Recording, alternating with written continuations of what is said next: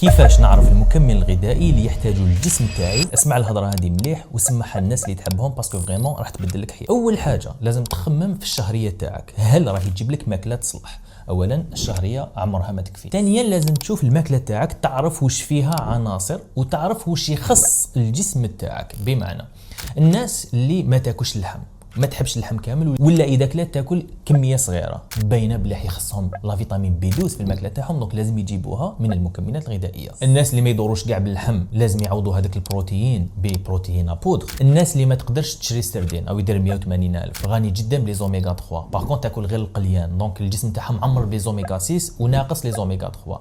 لازم تعوض النقص هذا بلي زوميغا 3. من اشهر المكملات الغذائيه ولا العناصر اللي يخصوا في جسم الانسان عندنا لا فيتامين دي. دونك هنا ننصحكم ان تروحوا ديروا لي زاناليز، اذا لقيتوها ناقصه لازم تعوضوها بروتوكول علاجي، اذا لقيتوها نورمال مليح دو طون زون طون سوبليمونتيو روحكم تشربوا مكملات غذائيه ما تكونش فريمون دوزي وتشربوها لفترات متباعده. عطيت لكم غير بعض الامثله، اذا كنتوا حابين امثله واحد اخرين اكتبوا لي في التعليقات وبارطاجيو هذا الفيديو لصحابكم والناس اللي تحبوهم.